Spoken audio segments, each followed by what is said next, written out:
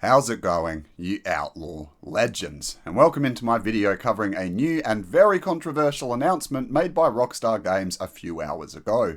A new feature on the newswire appeared earlier today, and it sent the community into an absolute spiral of anger, reigniting the flames of fury from the expanded and enhanced release, which had only just died down a little bit there for all of 2 seconds. However, that's come to a grinding halt today when it was announced that on March 29th, GTA Online for PS5 and Xbox Series S and X will be introducing paid monthly memberships, including paywalled early access content and many other additional perks. This has understandably angered a large portion of the community, myself included, and I'll be sure to cover all of that later on in the discussion.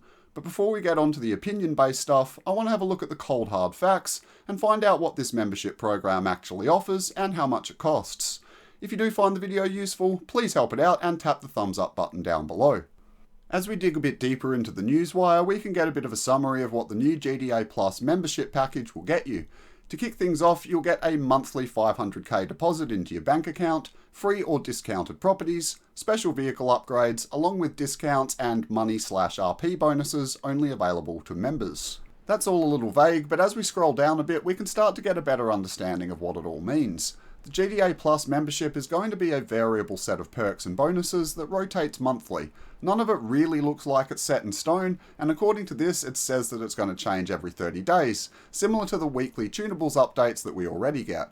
On top of the monetary bonus this month, players will also get to purchase the La Mesa Auto Shop free of charge, along with the first of the paywalled early access content, which will allow members to buy HAL's Special Works upgrades for the Devastate before everyone else. In addition, they will also get a free LS Car Meet membership, free upgrades to the most expensive yacht, a few t-shirts and liveries, and the first exclusive money/RP bonuses, which will be for HAL's races and rep for the Street Race Series races. At this point, apart from likely being a little bit pissed off, you're probably wondering how much all of this is going to cost. I know I certainly was, because Rockstar seemed to strategically leave that part out until the very end of the article, where they revealed that for all intents and purposes, it's going to be $6 a month. Regardless of the price, I think there's all kinds of things wrong with this upcoming addition to the game. If they simply had memberships that were limited to a small amount of money, exclusive sales, and free or discounted properties, I wouldn't have much of a problem with it. In my opinion, that would basically just be a different variation of the Amazon Prime benefits that we have right now. But by including additional money and RP bonuses, and particularly locking away early access content behind a paywall, it's just a terrible move by Rockstar that only stands to further unsettle and anger an already tempestuous community.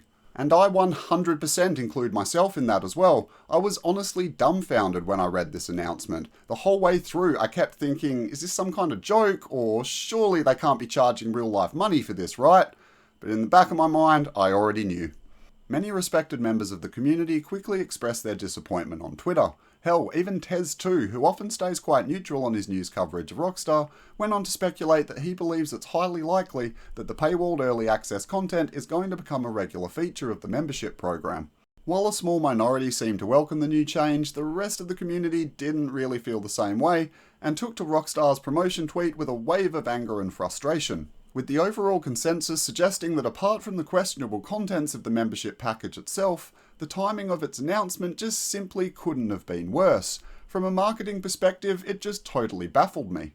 Tensions were already incredibly high prior to the release of GTA 5 Expanded and Enhanced, but due to a large discount that was placed on the game upon release, along with some slightly more favourable technical reviews than people were expecting, the outrage had quietened from a deafening roar to a disgruntled murmur. But now with this latest news, that's all been thrown out the window, and we're right back to where we started, maybe even worse. Nothing gets people more riled up than pay-to-play policies in gaming, and by locking off content to regular players, you're pretty much doing just that, even if it is only for a limited period of time. Right now, the stuff that's paywalled isn't too significant, but that's the thing.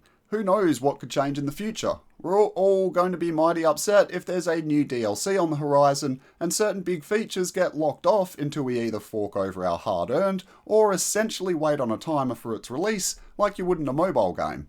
And look, I'm really not trying to spread hate here. Hell, you know me. I've actually been pretty positive about Rockstar in the past, and that's all been the absolute truth. I've always loved their creations, and they've provided me with some of the most joyous experiences in my gaming career. But in the same way I was honest with that, I have to be honest with this, and damn it, I'm not happy. I truly expected better.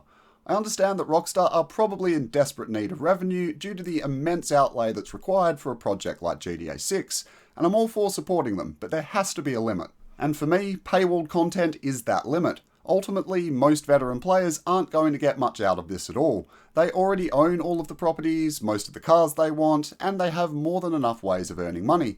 So really the only people that are going to be tempted by it are new players, which in theory is fine, but to give them early access to content and leave OGs out to dry just isn't right in my books. You're essentially encouraging people who have been the long-standing backbone of your community to go out and pay for something where 90% of the perks don't benefit them, all to simply have access to content that we should get to enjoy at the same time anyway. But look, that's enough ranting from me. You've all heard my 2 cents on the matter. So it comes to that time in the video where I ask you amazing viewers what you think. Do you agree with me, or do you feel that I'm overthinking it? I'm genuinely curious to hear the response from the YouTubing community on this one. Most of what I've read on Twitter has been pretty negative, but I know that social media platforms can differ, so yeah, hit me up. If you did find this useful though, please give the like button a little love tap for me, and if by any chance you are new to the channel, definitely think about subscribing as well. I cover everything Rockstar Games, and I've got some really exciting content coming your way shortly. Until then folks, I'm Red Nitrate, and I'll catch you on the next one.